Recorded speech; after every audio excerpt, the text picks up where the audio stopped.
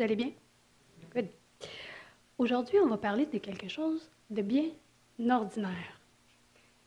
Vous vous souvenez de la série de l'Avent il y a quelques années, Voir l'extraordinaire dans l'ordinaire? Eh bien, c'est un peu ça aujourd'hui. Nous allons visiter une tranche de vie bien ordinaire, mais où se cachent les perles d'une valeur et d'une beauté extraordinaire. Et je dois faire une petite note de départ. Ma perspective est bien sûr celle d'une femme, donc je parlerai de ce que je sais. Alors, messieurs, je ne vous oublie pas. Il se peut très bien que tout s'applique à vous, mais c'est mon point de vue. Hein? Chaque famille a sa propre routine, chaque dynamique de couple est unique, et nous sommes tous dans des tranches de vie différentes, avec des jeunes enfants, avec des adolescents, des couples sans enfants, des couples dont les enfants ont quitté la maison, des retraités. Donc, il y a plusieurs combinaisons possibles, plusieurs situations possibles. Malheureusement, je ne peux pas rendre compte de toutes les situations. Cependant, je pense que vous pourrez soit vous reconnaître une tranche de votre propre vie ou de celle de quelqu'un que vous connaissez. Et bien sûr, mes exemples, c'est basé sur une vie normale et des relations normales et saines. Vous allez comprendre pourquoi je vous dis ça avec le premier mot du verset choisi. Donc, quelque chose de bien ordinaire. Le ménage. C'est assez ordinaire, hein? Dans tous les sens du terme. C'est assez ordinaire. Et malheureusement, c'est un recommencement sans fin. Il y a quelques années, j'ai lu une phrase et je l'ai notée. Clean because you love the person who's going to use it. Nettoyer parce que vous aimez la personne qui l'utilisera. J'ai noté cette phrase sur un post-it et je l'ai collée dans mon cahier de réflexion biblique. Pourquoi? Aucune idée. Je devais trouver le concept intéressant et vouloir y revenir. Et honnêtement, je l'ai oublié pendant plusieurs années. Et récemment, je feuilletais mon cahier de notes parce que vous allez me revoir à quelques reprises au mois d'août. Donc, je devais m'inspirer. Et j'ai relu cette fameuse phrase. Et cette fois, la phrase, elle m'a parlé. Et je m'y suis arrêtée. Peut-être que j'avais plus de temps pour y réfléchir, ou peut-être que j'y étais plus disposée. Et je me suis dit que c'est facile de passer nos semaines, nos journées, à simplement passer à travers le courant des occupations de la vie. Hein, il est facile d'être déconnecté, de passer d'une occupation à l'autre sans y réfléchir, ou simplement par habitude. Parce que des occupations, il y en a sans arrêt. Le ménage, le lavage, la vaisselle, les épiceries, le taxi pour les enfants, l'organisation de la maison, l'aide aux devoirs ou aux projets scolaires, tout dépendant de l'âge de vos enfants, la cuisine, et on recommence le lendemain avec une liste de tâches plus ou moins similaires, et ça, c'est sans oublier le travail. Bref, c'est un tourbillon sans fin. Il y a des jours, des semaines, ou même des mois, où nous pouvons nous sentir esclaves de notre maison et de la liste de tâches qui n'en finit jamais. Et malheureusement, parfois, tout cela peut sembler bien ingrat, parce que c'est invisible et non reconnu. Des fois. Personne ne remarque absolument tout ce qu'on fait. Et on le fait parce que c'est nécessaire, oui, mais aussi parce qu'on aime notre famille, notre conjoint, nos enfants. Mais malgré l'amour, il est facile de le faire juste parce qu'il faut le faire ou par habitude. Et dans ces moments, nous pouvons nous demander à quoi bon. Est-ce que ça compte vraiment? Mais il y a une personne que nous oublions dans tout cela. En nettoyer parce que j'aime la personne qui va l'utiliser. C'est le service par amour. C'est l'amour qui permet un sacrifice. Mais cet amour-là, sacrificiel, il impacte 3 personnes, non pas seulement 2. Le destinataire, bien sûr, la personne qui fait l'acte, évidemment, et Dieu. Nous oublions souvent une question importante. Est-ce que Dieu voit les gestes invisibles du quotidien? Est-ce qu'il s'en préoccupe? Eh bien, la réponse, c'est oui. C'est même très important. Lisons ensemble Colossiens 3, versets 22 à 24. Serviteur ou esclave, selon vos versions. Obéissez en toutes choses à vos maîtres selon la chair, non pas seulement sous leurs yeux, comme pour plaire aux hommes, mais avec simplicité de cœur, dans la crainte du Seigneur. Tout ce que vous faites, faites-le de bon cœur, comme pour le Seigneur et non pour des hommes, sachant que vous recevrez du Seigneur l'héritage pour récompense. Servez Christ, le Seigneur. C'est la parole du Seigneur pour nous ce matin, qu'elle nous aide à voir les perles de nos vies ordinaires, à la rendre extraordinaire, et qu'elle nous aide à remplir nos responsabilités avec sincérité, amour et une motivation qui s'ancre en Dieu. Amen. Pour bien comprendre le passage d'aujourd'hui, il faut le faire vivre dans son contexte plus large. Chaque passage est une petite parcelle de texte dans un texte beaucoup plus grand. Donc, ce passage est inclus dans une section qui est, que l'on pourrait appeler « Comment vivre selon la croix », qui inclut tout le chapitre 3 de Colossiens et le début du chapitre 4. Dans la première partie, donc au début du chapitre 3, on pourrait appeler ça, tous ces petits versets-là, regroupés ensemble, « Mener une vie chrétienne ». Ensuite, guide général et exhortation pratique. Ensuite, ce qui clôture le chapitre 3 et qui commence le chapitre 4, règles de la maison, et c'est où nous retrouvons notre verset d'aujourd'hui. Et pour terminer, dans le chapitre 4 totalement, les exhortations finales. Donc, Paul déploie dans cette partie qui contient tout le chapitre 3 et une partie du chapitre 4, une série d'instructions sur comment vivre une vie de disciple qui marche à la suite de Jésus. Mais ce qui est de particulier, ce n'est pas les règles ni les exhortations, mais la perspective qui est prise. Ce que Paul tente de codifier, d'organiser, n'était pas nouveau. Il y avait déjà des règles établies par l'État ou par la société qui régissaient la vie quotidienne et les relations des membres de la famille. C'était une préoccupation même commune à travers les penseurs et les politiciens de l'époque, puisque l'unité familiale était la base, donc la fondation de l'État, et l'État s'en préoccupait. La bonne gestion des rôles, des tâches et des relations de chacun était donc importante, que ce soit maître-esclave, époux-épouse, père-enfant, etc. Alors, qu'est-ce qu'il y a de nouveau? Qu'apporte Paul? Bien, il apporte l'orientation vers Dieu. Des responsabilités, oui, quotidiennes et courantes, des relations déjà établies, mais avec la perspective de l'éternité. Donc, prendre Dieu en compte. Notre conduite de tous les jours, elle est affectée par notre engagement chrétien, et cela se reflète dans nos foyers. Les relations au sein de la famille que nous avons, et de la maisonnée, donc un petit peu plus large, font elles-mêmes partie de la vocation chrétienne que nous avons et constituent le premier lieu où nos responsabilités envers le Seigneur devraient s'exprimer et parfois aussi être mises à l'épreuve. Entrer dans la famille de Dieu et suivre les enseignements de Jésus, ça n'implique pas de négliger nos responsabilités envers nos familles et notre maison, parce que la foi chrétienne n'est pas une foi mystique. C'est une foi ancrée dans la vie réelle, qui se démontre en amour, en action, qui plaît à Dieu et qui se modèle sur Jésus. Lorsque nous aimons par des actions concrètes, nous répliquons la logique de la croix. Donner de nous-mêmes pour le bien de l'autre. Toute tâche, même celle domestique, s'élève vers Dieu et sont un lieu de sanctification. Dans le passage d'aujourd'hui, Paul s'adresse aux esclaves. Les esclaves faisaient partie de l'unité familiale. Ils ne pouvaient pas hériter, c'est important pour plus tard, mais ils étaient tout de même considérés comme des membres de la famille. Mais en Église, ils étaient considérés comme des membres à part entière et traités comme les autres, même traités comme leur maître. Personne n'avait de statut privilégié. Tous étaient égaux, peu importe leurs occupations. Et quel était le rôle et l'occupation d'un esclave? Eh bien, c'était de faire tout ce que son maître exigeait de lui. Il n'était pas libre d'agir, ce qui, inévitablement, pouvait amener un sentiment d'impuissance.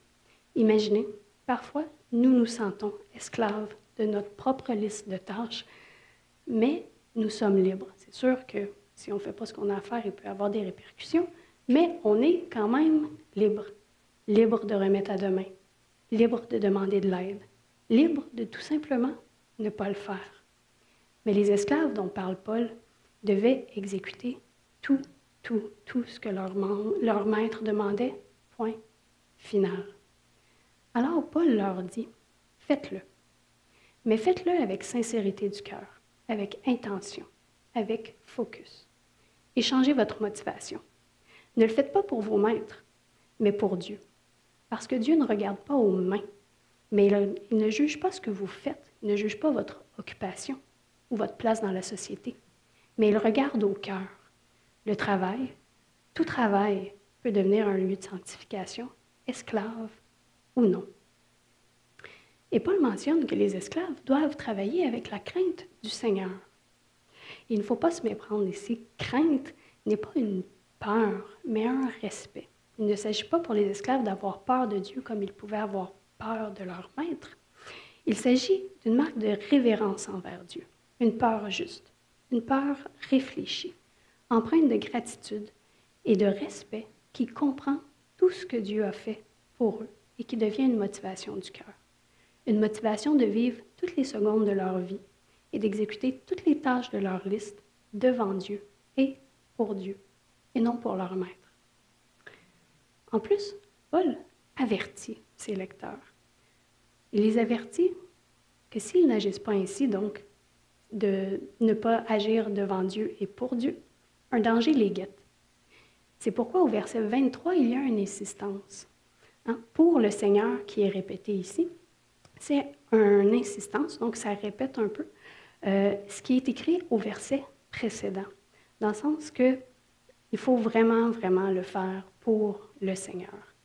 Parce que sinon, le piège qui peut être tendu et qui peut les faire prisonniers s'ils n'agissent que pour eux et pour leur maître, eh bien, c'est le manque de motivation personnelle et l'absence de joie. Le travail devient alors pénible, est fait à contre-cœur et est une source constante de mécontentement. Il est facile de glisser tranquillement, mais sûrement, vers un manque d'effort qui nous pousse à en faire le moins possible, à être déconnectés, à se renfermer, à supprimer notre personnalité, à devenir calculateur, rancunier et amer. Si nous pouvons tomber dans ce panneau en tant que personnes libres, imaginez à quel point les esclaves pouvaient y tomber.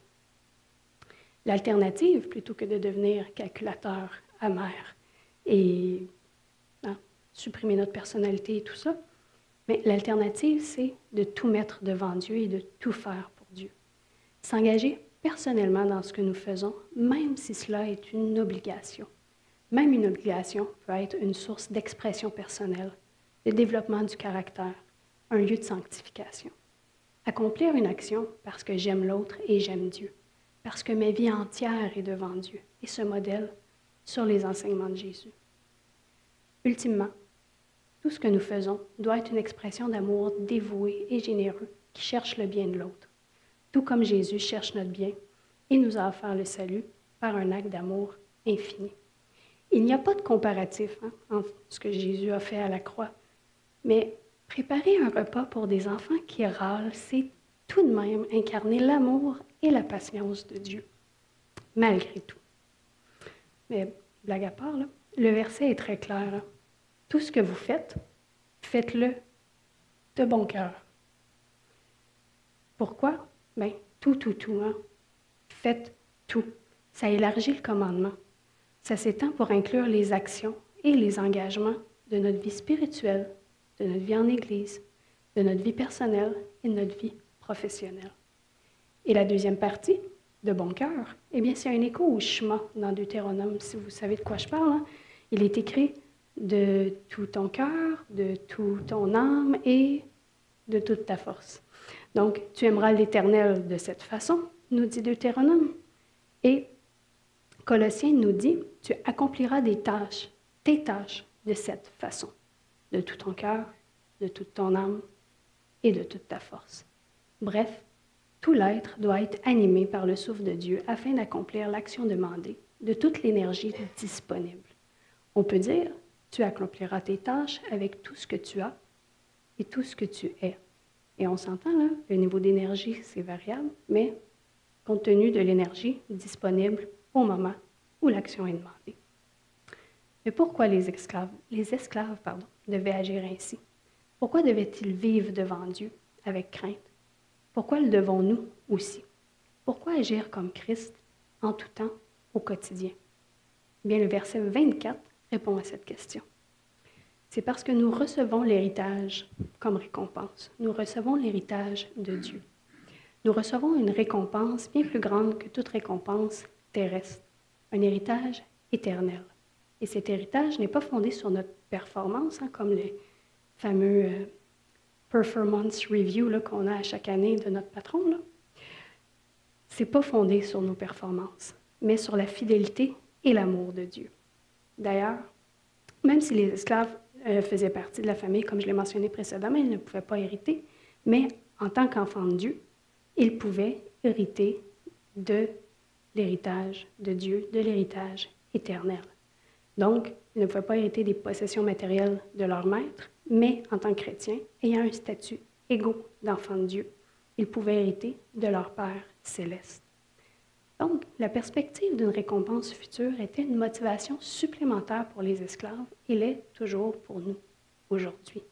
C'est un élément central de l'espérance de tout chrétien de recevoir l'héritage de notre véritable maître.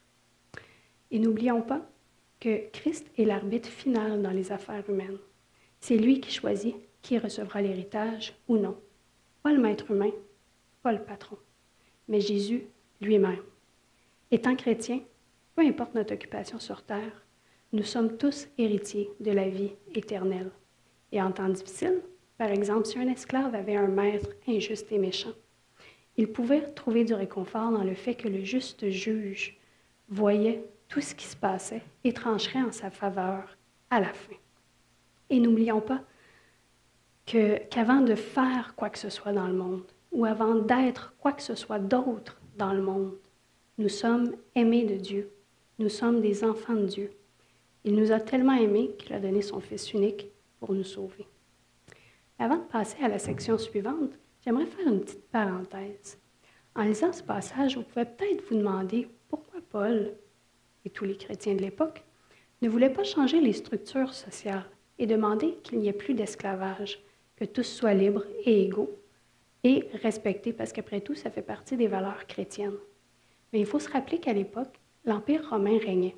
Il n'y avait pas de place pour la négociation, le vote démocratique, le lobbying, la pression sociale ou la pression politique.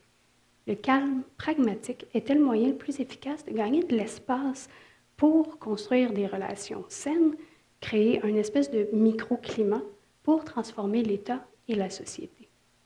Démontrer le civisme des églises et faciliter la communication avec le reste de la société était la meilleure ligne d'attaque, si on peut dire, la meilleure ligne de conduite. Les chrétiens n'ont pas critiqué, fait une critique plus radicale de la société, comme les cyniques. Les chrétiens n'ont pas abandonné la société, comme les Esséniens ou les ascètes. Les chrétiens n'ont pas poursuivi de rêves utopiques, comme l'appel à un coup d'État. Tous ces éléments auraient été vus comme une menace par l'Empire et auraient pu entraîner la disparition du christianisme en quelques générations. Une transformation de l'intérieur était de mise, plutôt qu'une révolution. Et dans ce cas précis, eh bien, il s'agissait de libérer les esclaves moralement et de les traiter comme des égaux en assemblée. Toutes les instances de transformation intérieure se voient à l'extérieur. Et si la société veut, en voyant cela, elle, à son tour, peut changer. À cette époque, donc à l'époque de Paul, et même aujourd'hui, nous vivons dans une société qui est imparfaite. Et nous cherchons à vivre pour faire briller la lumière, à être un phare qui guide en incarnant le Seigneur, en suivant son enseignement et en la mettant en action pour transformer de l'intérieur vers l'extérieur. Comment trouver ou retrouver le sens du service, parce qu'on parle du service en amour, du service en action? Eh bien, comment agir avec un amour dévoué pour l'autre? Comment mettre Jésus au centre de nos actions et le suivre? Bien, récemment, j'ai parcouru un livre, le livre s'intitulait « Having a Mary's Heart in a Martha's World », donc avoir le cœur de Marie dans un univers ou dans un monde qui s'approche plus de Martha, mettons l'essence de Martha. J'ai trouvé les réflexions intéressantes Et je pense qu'elle s'applique bien à notre passage d'aujourd'hui. Donc, quelques points viennent de moi et certains autres viennent textuellement du livre. Donc, premier point. Même si tu fais les choses très bien, rappelle-toi que la motivation première, c'est d'aimer Jésus, pas de l'impressionner. La motivation doit toujours avoir Jésus au centre. Aimer Jésus, c'est le moteur de toute action. L'action ne doit jamais être le moteur qui résulte dans l'amour. Donc, ça ne fonctionne pas comme ça. Si je fais ceci, donc ça me fait plus aimer Jésus, ça ne marche pas. C'est j'aime Jésus, donc j'agis ainsi. Et pour les perfectionnistes qui se reconnaissent, Jésus n'est pas impressionné par l'action elle-même. Il est ému par la motivation derrière l'action, par le cœur qui dirige l'action. Et évidemment, par l'amour pour l'autre. Deuxième point, Jésus regarde ton cœur, pas ton efficacité. Jésus n'est pas impressionné par un horaire rempli, par des crochets sur une liste de tâches à faire, ou des tâches bien exécutées, ou par un super beau agenda avec des petits collants tout cute. Il est ému par un cœur sincère, constant, serviable, humble, rempli d'amour discret et de compassion. Troisième point, l'intimité avec Dieu exige de l'intention, pas de la perfection. Encore une fois, pour nos perfectionnistes, être en présence de Dieu exige une intention qui part du cœur et non de la perfection. Avoir le contexte parfait pour méditer et prier, c'est vraiment génial, c'est nécessaire, mais ce n'est pas toujours possible. Alors, il ne faudrait pas que l'absence de ce contexte bloque notre relation avec Dieu. Parce qu'après tout, Dieu est avec nous en tout temps. Alors, il n'est pas seulement là lorsqu'on lit la Bible ou lorsqu'on prie. Nous pouvons lui parler à tout moment, en tout temps, en toute action. Donc, peu importe ce qu'on fait. Point 4. Ta valeur ne dépend pas de ta liste de tâches accomplies. Notre valeur intrinsèque, notre valeur intérieure, ne dépend pas de la quantité de choses qu'on accomplit. C'est bien d'être occupé, de vouloir donner, de vouloir s'impliquer. C'est pas juste bien, c'est nécessaire. Mais notre valeur chrétienne, notre valeur personnelle, n'équivaut pas à la quantité de choses que nous faisons, mais à ce que nous sommes et à ce que nous croyons. Point 5. Le service sans Jésus finit par épuiser. Ceci revient à souligner une réalité spirituelle profonde. Même les bonnes actions peuvent devenir lourdes et vides si elles ne sont pas nourries par une relation vivante avec Christ. Le service est une réponse d'amour enracinée dans la communion avec Jésus. Sans cette relation, même les plus belles œuvres deviennent lourdes. Mais avec Jésus au centre, chaque action devient légère, saine et nourrissante. Point 6. Le repos n'est pas de la paresse, mais un acte de foi. Le vrai repos, celui qui apaise l'âme, n'est pas de la paresse. Il ne vient pas du désengagement ni du manque de responsabilité. Il vient du choix intentionnel de se reposer en Jésus, de faire confiance à Dieu, même quand on laisse des choses non faites. Dieu pourvoit lorsque le travail arrête. D'ailleurs, Dieu lui-même s'est reposé le 7e jour, pas parce qu'il était fatigué, mais pour montrer un rythme, une confiance et une sainteté dans le repos. Dernière fiche. Point 7. Jésus invite les débordés à venir à lui, pas à travailler plus fort. Matthieu 11, verset 28. Donc ici, simplement réécouter la prédication de Stéphane de la semaine dernière. Point 8. La comparaison, vole ta joie, ta paix et ta concentration. Ce point met en lumière un piège qui est très subtil mais courant, celui de regarder les autres pour mesurer sa propre valeur, plutôt que de vivre pleinement l'appel unique et personnel que Dieu nous confie. Dès notre création, Dieu nous a donné un rôle à accomplir. Alors accomplissons-le de tout notre être.